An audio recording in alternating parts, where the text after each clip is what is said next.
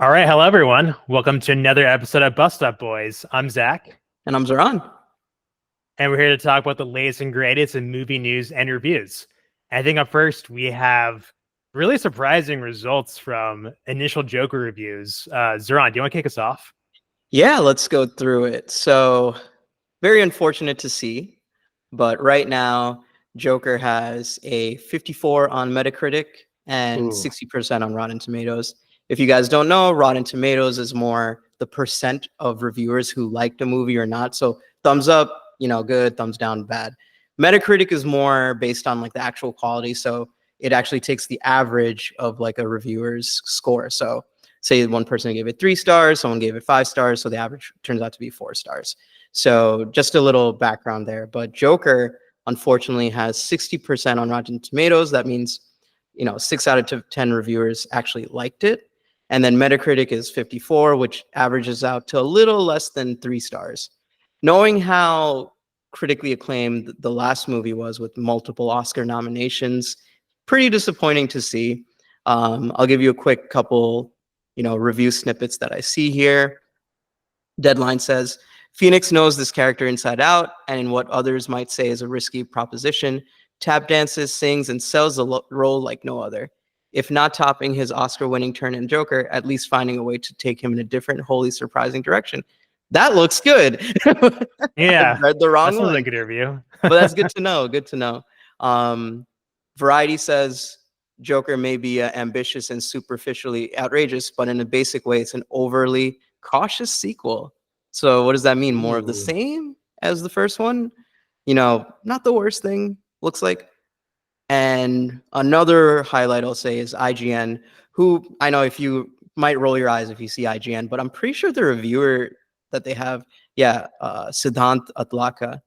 Hopefully I didn't butcher his name, but he's actually a pretty renowned critic Oh yeah, reviewer. he is. I forgot So, about him, but he's been doing reviews for like a decade plus. He's yep. been around. Yeah. Yeah, and now he's working for IGN. I had no idea.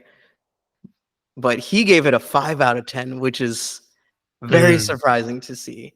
So, overall it Yeah. seems kind of all over the place, but it's averaging out to like around, a 60% Rotten Tomatoes score.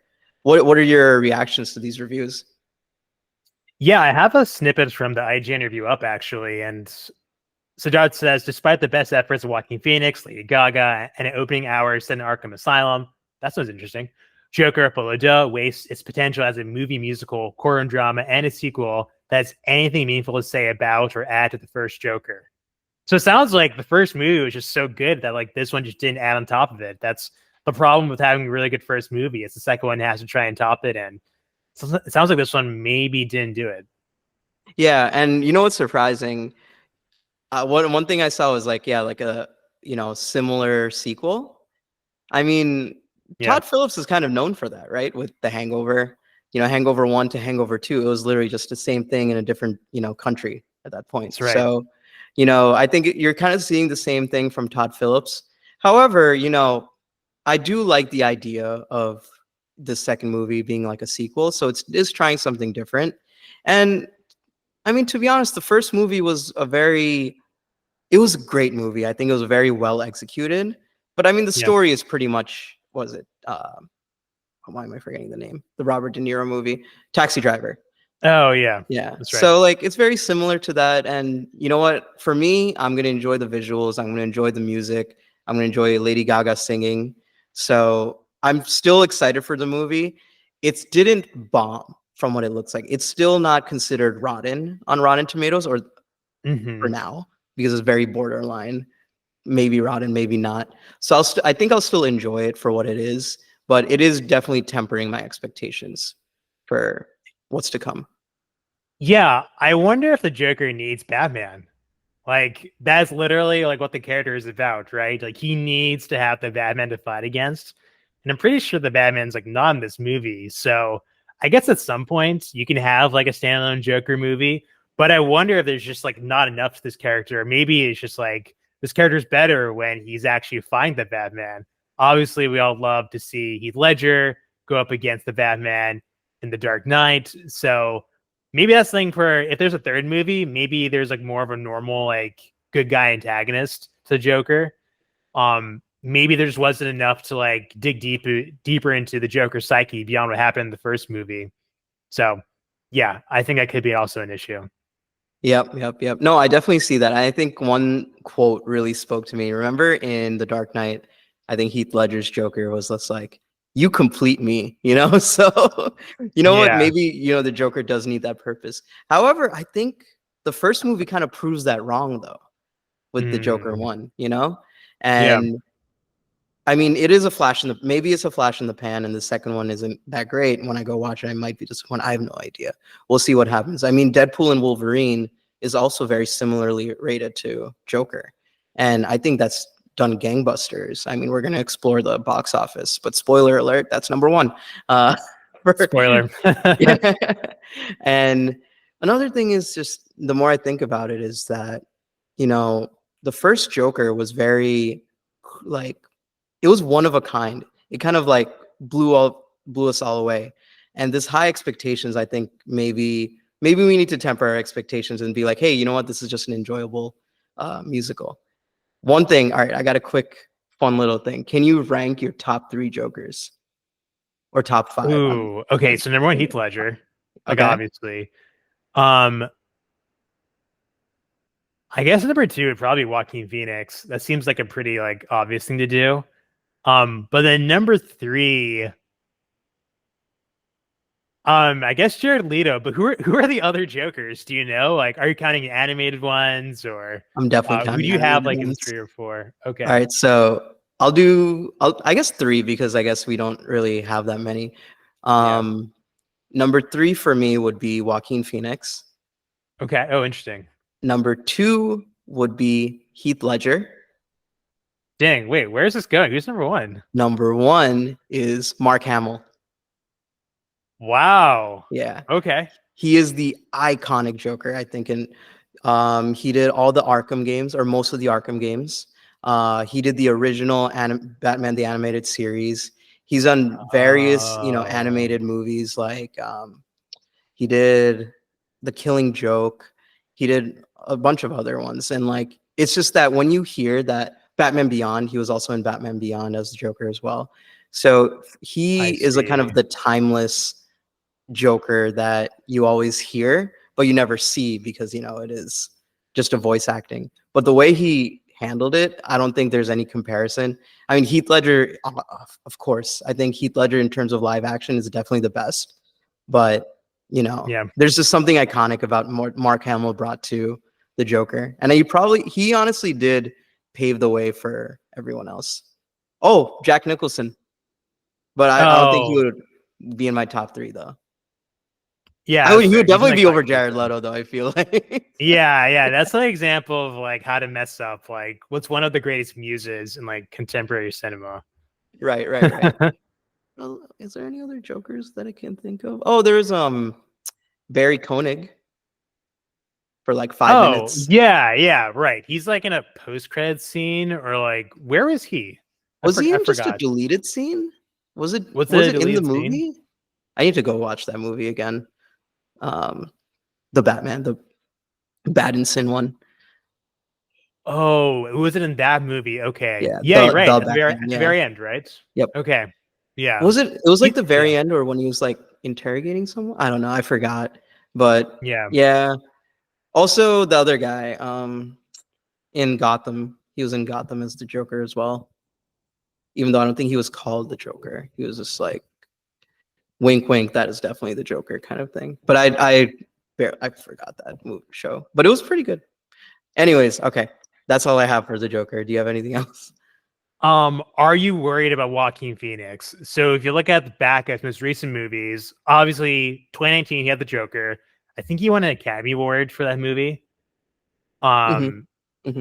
so like that's huge. Yeah, he won Best Actor, which is Yep. like basically the biggest award you can get in Hollywood. So that's like almost a career peak. But then after the Joker, you have Beau's Afraid, which was supposed to be big, but like, did you watch it? I didn't really watch it. I watched the first hour, and it is quite the ride.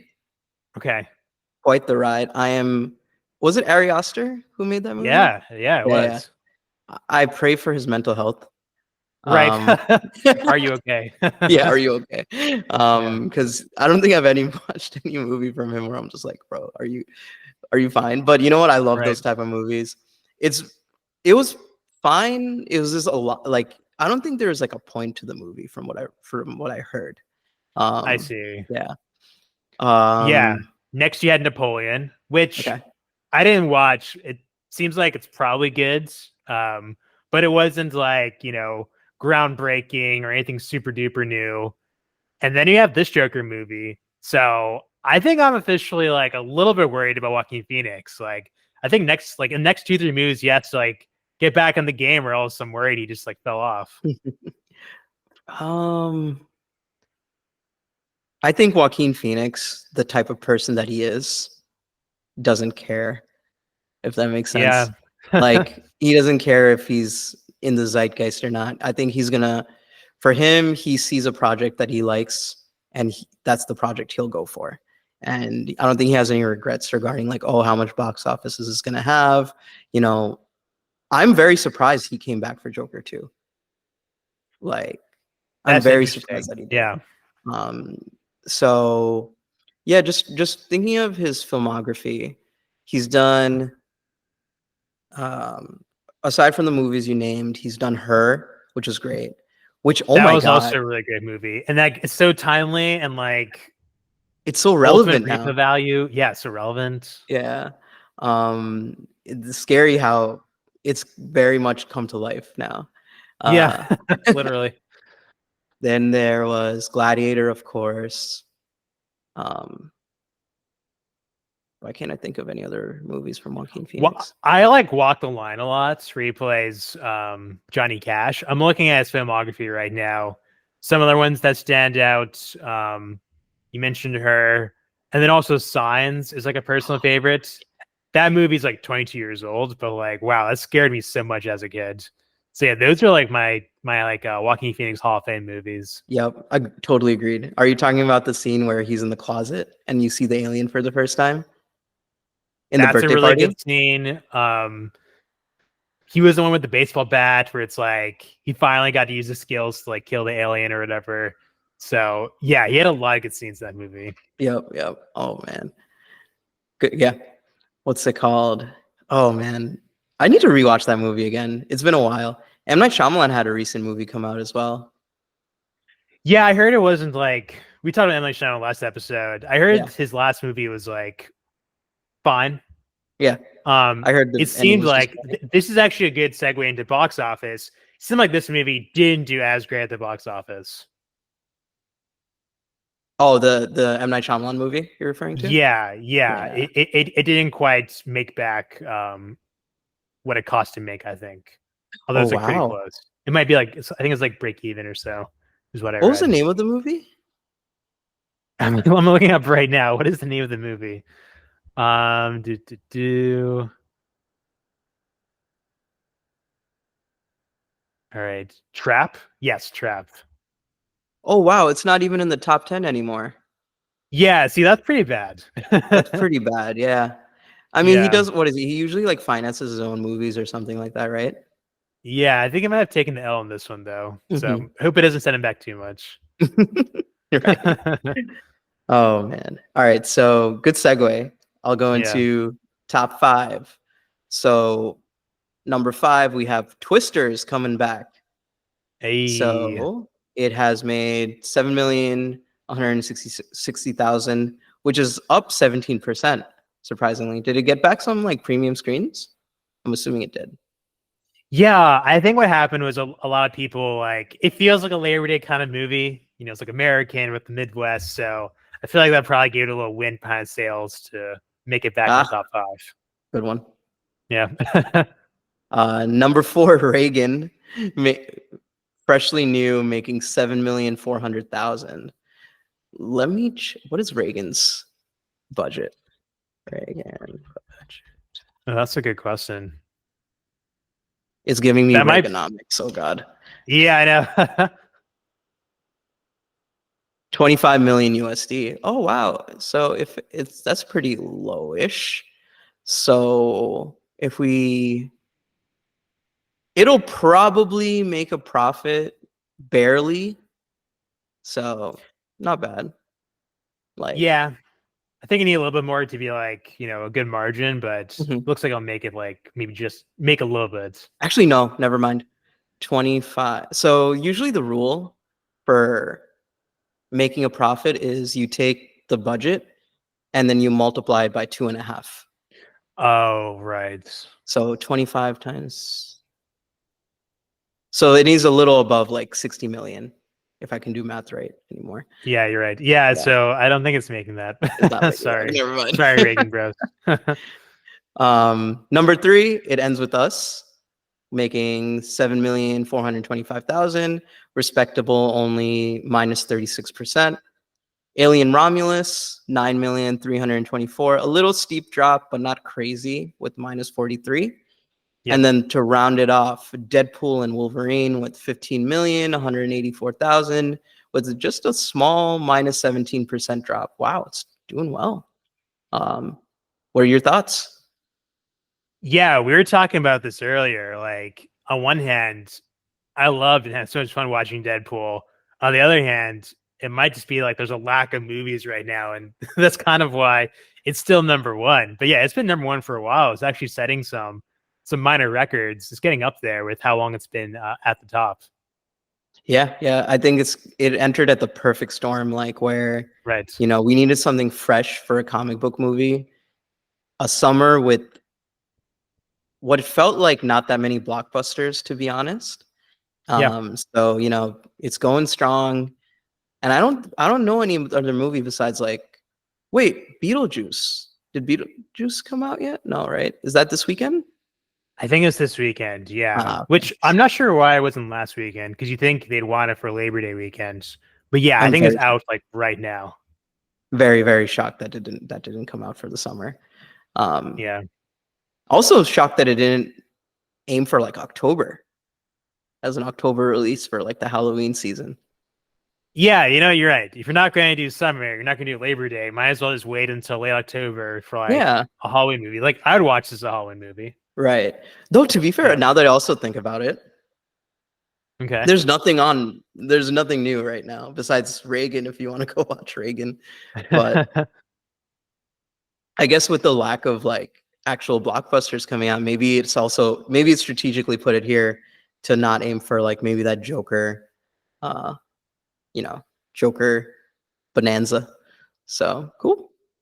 Oh, that's a Maybe good it's very point. similar to Joker in a way. And I'll just say, and I know your wife's been talking a lot about it. It Ends With Us has like so much wind behind it. Has a lot of leg room. Like people are talking about this nonstop on social media. Like I saw this 2 weeks ago with my girlfriend. People next to us had a bottle of wine with them watching the movie. Like this has become like a low key kind of a cultural sensation, and just like hating on Blake Lively has become like a hobby for people.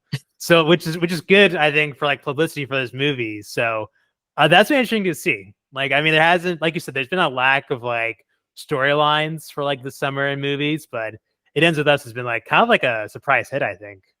Oh, absolutely. Okay, now that you've watched it, what are your thoughts on It Ends With Us? Yeah, it's melodramatic. I almost was waiting for like a song to come on as if it was like a Bollywood movie or something. I'm just used to seeing melodrama in those movies as opposed to like American movies.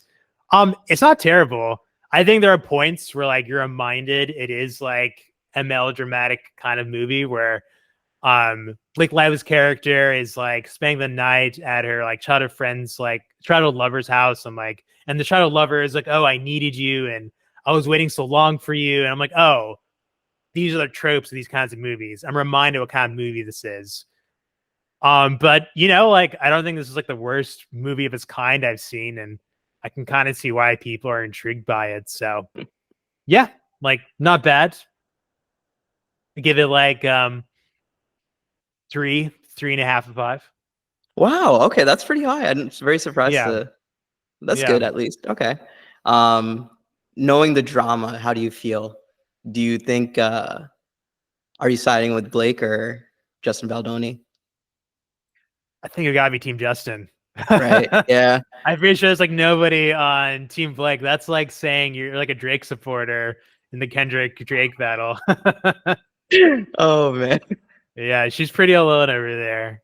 Yeah, yeah. So I'm not sure what she's going to do next, but just on Balnetti, I didn't really know about him until this movie, but apparently he's had a history of with Jane the Virgin, and he's made other movies. So I think now, like, he definitely has like producers who will write a check for him to make more movies in the future. So good for him, and yeah, me and Will Dan they will though? probably be at the next movie.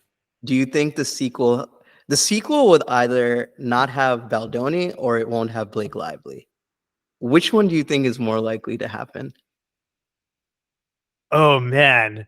What's weird is like Deadpool's doing so well. I wonder if like Ryan Reynolds can like pull strings and like have it be like a Team Blake victory. So I don't know. Like a couple weeks ago, I would be like, oh, definitely Blake's out. But now I see Deadpool doing so well, and in Is Us doing so well, I'm not so sure.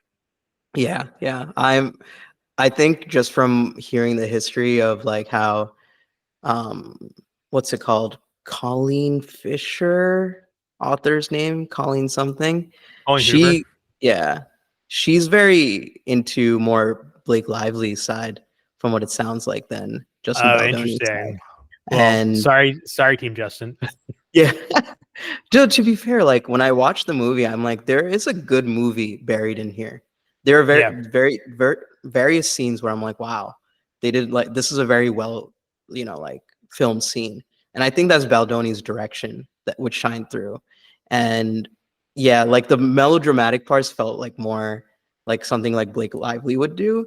Not yeah, to generalize, not to stereotype or anything like that. It just felt like, you know, Baldoni had a vision and there was a cohesive vision until the end where that vision kind of fell apart in a way from what it felt sure. like. So yeah, I would love to see Baldoni's cut and see which one he like what was his vision, original vision for it. But yeah, let's see what happens with the sequel. I don't think Baldoni's gonna come back for the sequel, by the way, personally. I think he should, but I don't think he Yeah. will because I think Blake Lively just has too much star power. You know what have elevated this movie to like a whole other like level? If Blake Lively's old lover was Glenn Powell, that would have been like so wild. Because like the actor in this movie looks like Glenn Powell, but it's not Glenn Powell. But it was actually Glenn Powell, then it'd be like an actual competition. Then it'd be like super ambiguous. Oh, who does she choose? That would have been epic. So that's Right, the one right. thing where it's like now that's done so well. I'm like, oh my gosh, they should have spent some of that money on Glenn Powell. That would have been epic. Yeah, yeah. For I would have liked him. I would like Glenn Powell to play the guy who owns the restaurant. Yeah, exactly. Yeah. That's what I'm saying. Yeah. Dude, that guy can't like. He's not the best actor. I felt like he was very wooden. I don't know how you felt. Unfortunately, no. Yeah, it wasn't so strong, and I was just reminded of Glenn Powell, so I was like, oh, Yeah, I want yeah. him here now. Like, oh, that's He tough. he he feels like a less talented Hemsworth. Like Yeah, he seems like, oh, let's call the CW and get like an actor in here real quick. yeah. Like I don't know. Like I felt like everyone else was casted very well. I think. I mean, honestly, Blake Lively also wasn't that good. I felt like. I think. Yeah, What's her name from Parks and Rec? Shoot, I forgot her name. Jenny The Slate best friend. or Yeah, yeah, yeah, yeah, yeah. yeah, She was very good in it. she I was really think good. Hassan Minaj was also pretty good. Yep, Even though he was just playing himself, but I mean, same thing as Ryan Reynolds, playing yourself. If you're a very charismatic person and you're playing yourself, not a bad gig. 100%. So he was the only like him and Blake Lively, I felt like were the two weakest actors in the film, but they make money, so it is what it is. I think that's fair. It was cool to see that a lot of it was filmed in Hoboken, like across the river in Jersey. So my girlfriend works in Jersey, so I've been hearing about that all the time for the past couple of weeks. I had no idea it was in Hoboken. Wasn't? Yeah. Not all of it, but like the scenes with her store. That store is like an actual store, like storefront in Hoboken. Oh, interesting. Doesn't the Yeah, movie take place elsewhere though? Boston. Boston. Okay. Yeah, that's why I'm like, oh wait, Yeah, that makes sense. All right, yeah. cool. Sounds good. on to the next thing because I couldn't make a good segue. Weekly I'll cut recommendations, part and then a a little bit. special sports segment. Nice, nice. Um, And a little tech segment too. oh Yeah, yeah. Okay, cool. No, we still have a lot of good stuff left, so keep nice. watching. Um, yeah, so I want to give a quick shout out to me and Netflix. It's called The Goat Life. It's actually a Malayalam movie, which is cool because that's like my family's culture. But it's like a 3-hour movie, and it's very different from other Indian movies I've seen. So the movie is about a guy who's in Kerala, like stayed in southern India. He goes to the Middle East for like a new job, he thinks, but like he gets his like passport and papers taken and becomes kind of like a slave in the Middle East. And the movie is about him escaping. And it's actually like a really wild movie. Just the fact that it exists. And it's a lot about perseverance. There's a lot of amazing shots in the desert, and I assume Saudi Arabia. So if you're looking for like a deep cut of Netflix, like I recommend it. It's called The Goat Life, and yeah, you can watch those subtitles on Netflix. That's awesome. That actually reminds me of like I think is that based on a true story or It is, yeah. There's like a book about it, and then it's based on a true story. And yeah, there's like a guy in India who's like life this movie's based off of. that's I've heard that kind of story. That's what I was asking because I think especially during the Qatar World Cup, there was a lot of Yeah, controversy because I think a lot of people from like the South Asia region, like India, Nepal, Bangladesh, a lot of them passed away because they were working and building those stadiums quickly, and there's not yeah. really much. There's not really much of an OSHA in Qatar, so they don't really they treat them like crap Yeah, there, and yeah. it's very unfortunate. And what's it called? I think close to 2,000 workers died. Not to spread misinformation, but yeah, like it's pretty bad there. And it's nice to see Yeah. like them like shining light on that and everything like that. So good to hear. And I'm definitely gonna watch that very soon, probably tonight. Oh, amazing. Yeah, Yeah, it's crazy the movie exists. Just given like the political implications and everything. But like you said, it's like a real story. Like yeah, it's like a real thing that happens where people from South Asia are just looking for like a job and they hear about this job, so they go to the Middle East and then they're kind of stuck there for like a indeterminate amount of time. So they literally steal their yeah, passports, no, like they hold yeah, their passports. Yeah. right. They depict that in the movie. Like someone just takes their passports and is like, "Hey, come with me." And I think they're Mhm. going to like the official place where the jobs are, and then it's like, "Oh wait, I'm stuck on this like farm and I can't get off." Yep. That's sad, but good to know. Like I'll watch it, and Yeah. I'm glad that there's some like visibility into that and like how they're treated. Um, yeah, I my recommendation also on Netflix, Chaos. Right. Yeah. Yeah. So I didn't hear about this movie. Tell me about Chaos. I think it's either a miniseries or a TV show. So basically, it's about imagine a world where the Greek gods actually exist and it's modern times. Mm, yep. So like Zeus exists, Poseidon, your Greek pantheon basically. And it has a little bit of the boys vibes where like the gods are assholes, like in the movie, Okay. in the TV show. And the best part is Zeus is played by why am I forgetting his name all of a sudden? Jeff Goldblum. Jeff Goldblum, yeah. Yeah, I And just pulled up Wikipedia. That's yeah, amazing. he has that, like his bubbly, goofy self, but there's an intensity he has in the movie and the TV show that is you don't really I haven't seen that from him in a while. Like when he gets angry in the movie, like you actually feel a little tension, like a little fear, like, oh wow, yeah. Like, yeah, he's like, a jerk and like, a womanizer and everything like that. But in the background, he does have this like anger towards him. So it's nice to see like the consequences of like normal people in Earth dealing with like, oh wow, there's actual Greek gods. We can't commit blasphemy. Like they Yeah. have churches, but the churches are for like the Greek gods. So they have like, Oh, that's confessions. crazy. Yeah, but in a Greek god themed way. And I love Greek mythology. I love Norse mythology, which is pretty similar, like Odin and Zeus and everything like that. So it's nice to see like a different take on it. And yeah, very cool to see. Like I think growing up for me, I think one of my favorite animated movies was Hercules. So they Oh always yeah, show like the gods in a very good light. Not so yeah. much in this one, not so much. So yeah, highly recommend that. At least for the first 3 episodes. That's a good recommendation. It sounds like if you like Percy Jackson as a kid, maybe you like this movie too. Um, yeah, that storyline, the storylines are like timeless. So there's so much to mine there beyond just the classic stories or like the kids' movies. So that's a cool recommendation. And I love Jeff Goldblum. He's kind of the goat, and it sounds like he's going off in this TV show. So I kind of want to see that. Absolutely. And also I don't know if I'll give a light recommendation. Take it or leave it to Rings of Power season 2. The first Okay, episode is pretty good. cool. I'm still a little wary because the first season wasn't that great, especially as a huge Lord of the Rings fan. Stop Um, watching. Yeah.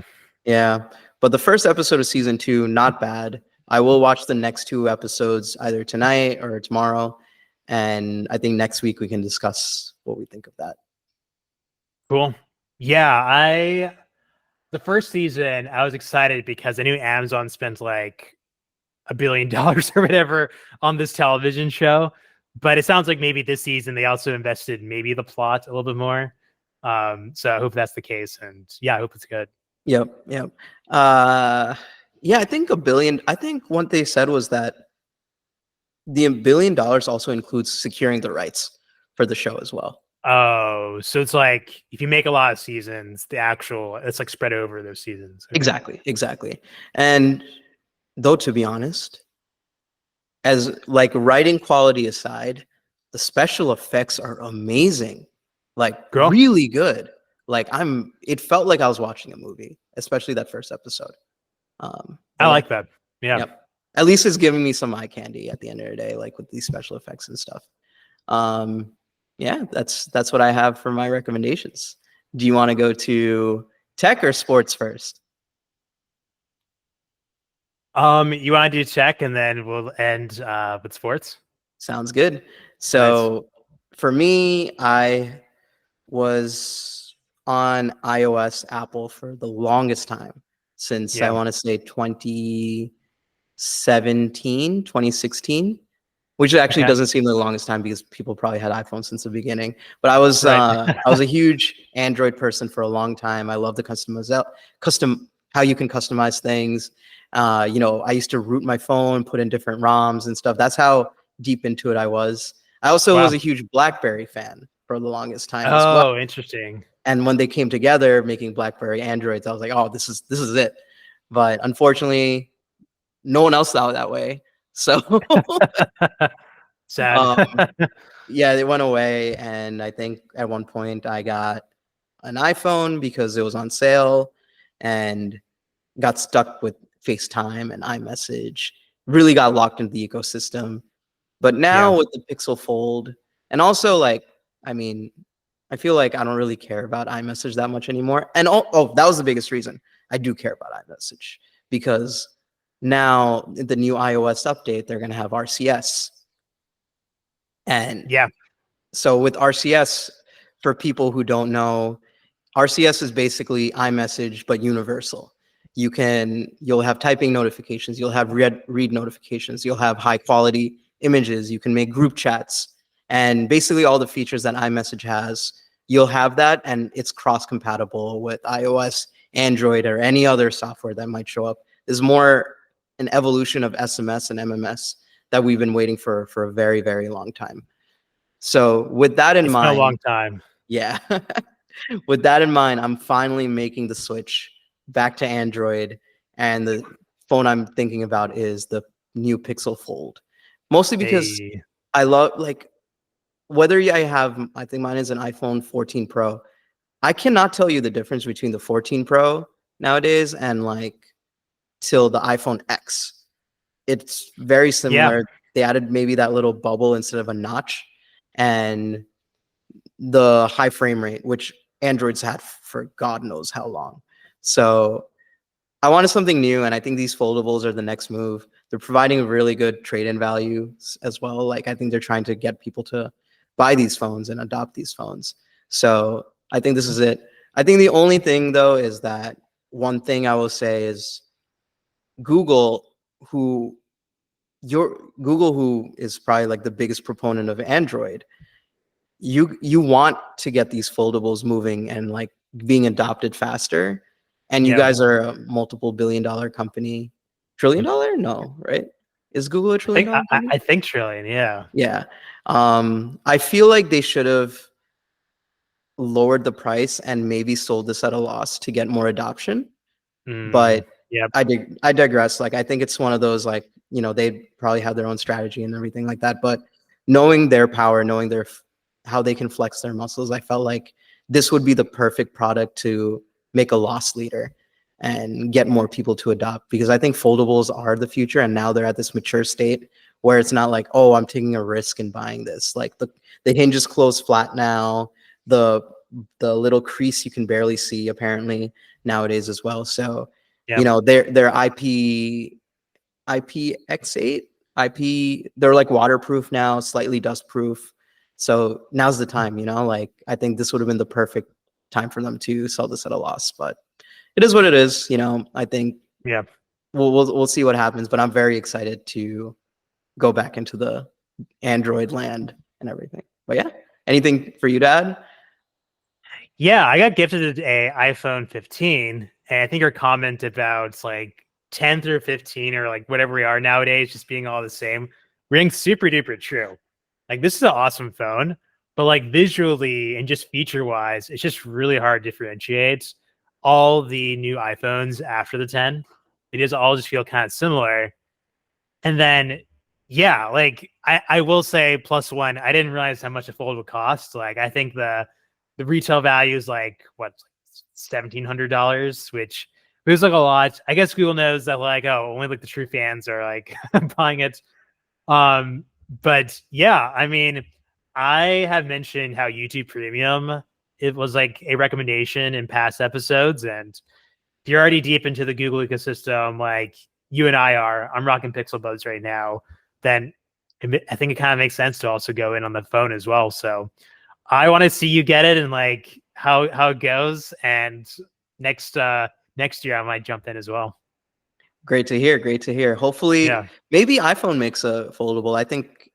I know That was Apple fair. does is like they wait to see if things are fad or not, and then if they see that it's still continuing, then they'll try to build a mature product on top of it, not wait for, like, I do appreciate that about Apple, where they take their time with any new features and like, Yeah. you know, and make it right. So maybe we'll see, Apple do it differently, but maybe they're also not doing it not to cannibalize iPad sales as well. Yeah, they're kind of similar, right? Yeah. iPad is like it's kind of like a folded out fold phone. Mhm. So that could be it. I think you might be on something. Yeah. But yeah, that's what I got for tech. Now, background, me and Zach are in the same fantasy league as well. We are. So we just had our draft, and yeah, let's talk about it. And we're also facing each other week one, which is hilarious. Ooh, did you update your lineup yet? No, I did not. Okay. I'm projected to like route you, but I think you're missing a couple players in your starting lineup, so it doesn't really mean a lot. Yeah. Yeah, so what I'd usually do is a little background. I don't usually pick up a kicker or defense on my draft because I like to take a flyer on some like rookie running backs or like fringe running Oh, backs who might take over or like, show some flashes of greatness, which might make, I try to escape, trying to overbid for them after week one on the waiver wire.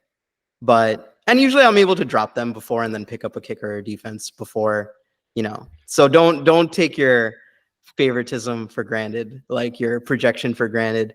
Uh, no, that's but actually really smart. Like, just like make sure to leave off all the kickers and defenses on like a no draft list or something like that. That could be a good hack. Or just like if you're doing a live draft, don't draft those positions. yep, exactly. You want to go through our top 5 picks and why you made them?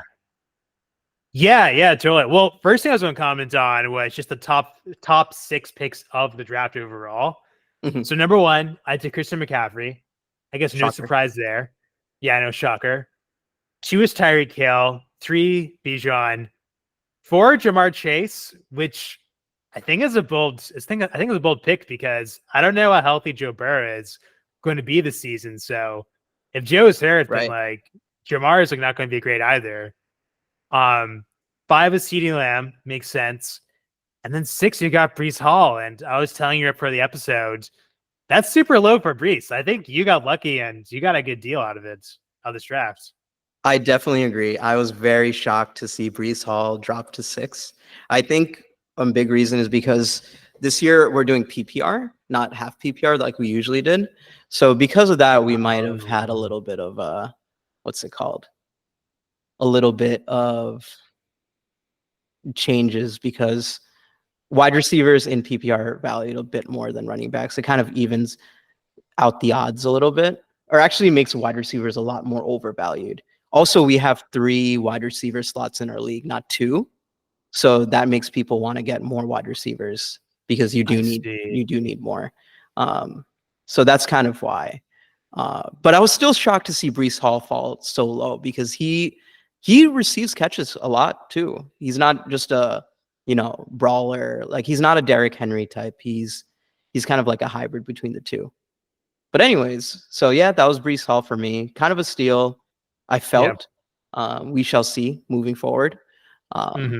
Round 2, because it's Snake, so now I went first before you did.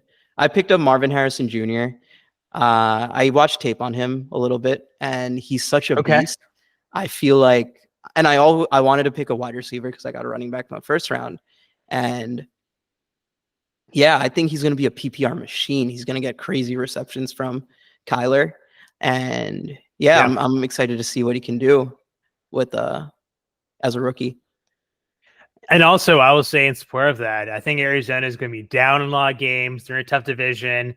Going to be down like a touchdown or 2 against the 49ers, in which case you just have to air it out to Marvin Harrison, see what happens. So that's awesome for fantasy points. Yep. Yeah. So and then you on the last pick of round 2 got. I swerved. I went for a quarterback. I took Josh Allen. I just took him off the board while he was sitting there. So I think that's like what you're not supposed to do. You're supposed to like kind of get all like the wide receivers and running backs to fill out all the slots in your team. But yeah, I just like made a zag and took him. He's an amazing fantasy quarterback. He scores just a lot of points. He obviously runs in a lot of touchdowns. So I'm excited. You are right with the scoring change. Like maybe wide receivers are overvalued this year in our league. But McCaffrey plus Josh Allen, like I think that could be a potent 1-2 punch. Yep. No, I don't think that's that bad of a pick. I mean, I know me personally, I never pick a quarterback until like round 9 because I'm just like I said, like I try to take flyers on like running backs and stuff like that.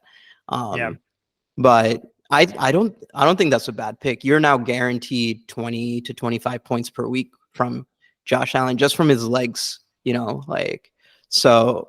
And also, if it makes you feel better, Josh Allen went in the first round in my work league. So not a bad pick. Not a bad pick at all. Now, rounding off, round 3. Where are you? You got the first pick of round 3? I had the first pick. Cooper Kupp, the OG fantasy legend. So yeah, I had Puka last year, and he's been amazing. I wonder if there could be a regression to mean. And now Cooper also gets some touches. He's been super hurt and maybe a little bit undervalued, actually. If he's healthy, then he's going to have a good season and put up, good number of points. So I'm hopeful he does well. But obviously, Puka is in the corner, and he's pretty good too. PPR, not a bad pick at all. Right. Then for me, round 3, I picked Travis Etienne Jr. Also gets a decent amount of receptions. I wanted to pick a running back who can't just run, like he also catches the ball. And I think he has a good rapport with what's his name?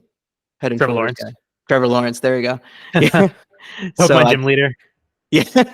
Head and Shoulders guy. That's what I know him as. Okay. So I think he'll be fine.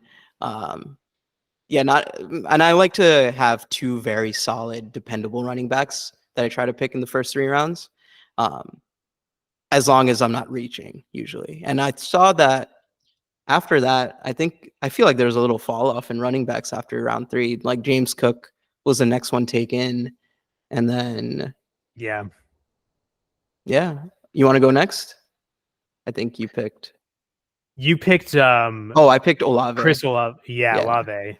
In that round was a 4. controversial pick from what I understand from a lot of people, but Right. I think it goes back to what you were saying about Harrison Jr.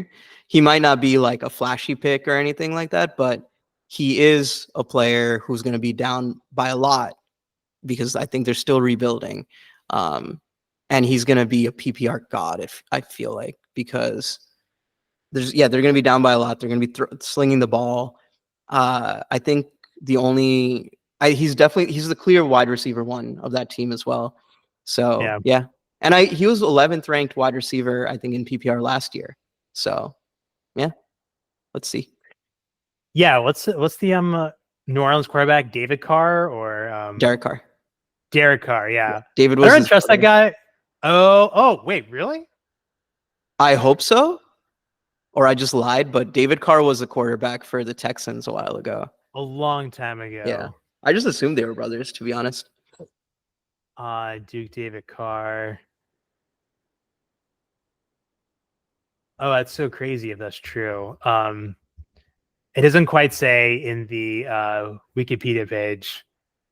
He also played for the Panthers, which I remember because he was a quarterback who wore a glove and everything.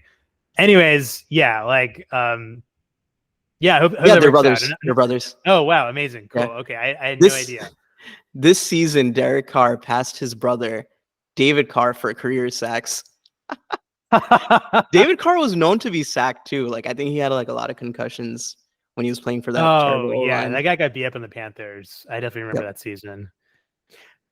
Yeah, right, next I chose on 5. Yeah, round 4, Amari Cooper. Also another like oldie but goodie. I hope.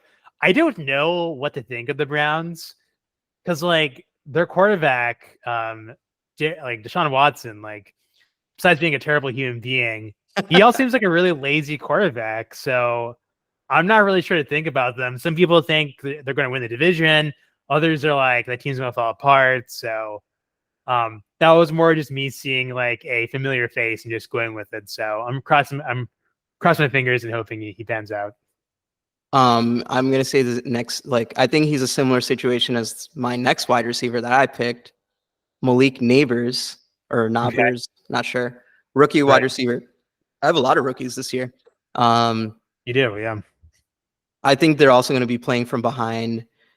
Quarterback very iffy, but he does, like, I feel like both Deshaun Watson and Daniel Jones, they always concentrate on one receiver. They're not really good at playing the field and like scanning the field and playing the field. And I think Malik Neighbors, just with his athleticism alone, he's going to get open quite a bit and he's going to get a lot of receptions. At least that's my thinking. But yeah, that's me. That's my last one. You want to go with yours? Yeah, I'll give a shout out at the end of round 6 and beginning of round 7. I took, I'm not sure to say his name actually, Ramondre Stevenson and George Kittle. Stevenson. Oh, you forgot Rachaad White. Round 5. Oh yeah, Rachaad White. Yeah.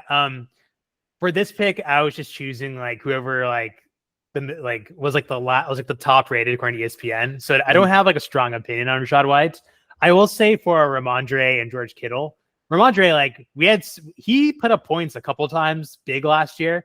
He was on my team. He also got injured a lot, so he's not the most reliable running back, but I'm just hoping, like, fingers crossed, like he'll have some like breakout games. Now Ezekiel Elliott is back, I think, on the Cowboys, so he's not competing with time with Ramondre on New England. Maybe Drake May sucks, and so they have to rely more on Stevenson just to get like pound the ball and like score something. Yeah. So fingers crossed with him too. And then George Kittle, like he's not per se the best tight end in the NFL, but he might be like one of the coolest and like he's just a fun guy. So, and obviously San Francisco is such a high powered offense that picking those like role players, like if you put George Kittle on like another team, he may be like so-so, but when he's on San Francisco, like there's so much offense happening anyways, you might as well just pick him and he's good for like a touchdown here and there once in a while. I think you had Kittle last year and he probably served you pretty well. So Yeah, I'm excited to have Kittle and Stevenson back on my team. Yeah, I think Kittle's going to get open a lot because Yeah, you have Ayuk and Debo Debo. Samuel Yeah, and Christian McCaffrey. Like, I think just by process of elimination with like coverage, like George Kittle's going to get right. open from like, lapse of coverage or whatnot. So yeah, I think that's a great pick. I think you had a very solid, you know, like for me, like, let me see, you picked, what was round 2 you picked? You picked Josh Allen. Josh Allen. Yeah, I think you just had a very well-rounded 7 rounds, starting 7 rounds. For me, let's see, I took Malik Neighbors, and I took Joe Mixon, who pass catching back and has yeah, CJ Stroud throwing to him. I feel like he'll be a good, dependable PPR machine as well.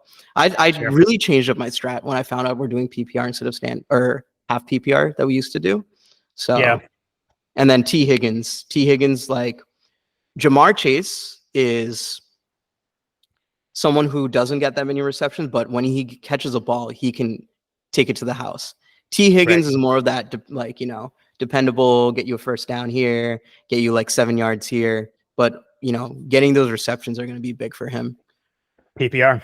Yep. And yeah, that's it. We could go through further, but I think I don't want to bore anyone at that point. Yeah, I think after that point, I think I just left like auto pick, just choose the players. Yeah. Yeah, I think I just went like Christian Kirk, I think. And I just went through a lot of receivers because we need receivers in our league. Yeah. Cool. All righty. On that note, I think that's all I got for today. Zach, you got anything else? No, man. Just please like and subscribe, and we'll be back with a Summer Blockbusters episode. Actually, this Next time week. it might actually be the next episode. Yeah, exactly. It will be the next episode. Now that Labor Day's over, we got to keep our promises. Mm-hmm. Sweet. All right, Zach. Dope. All right. See you next later week with a big one. See you. See you.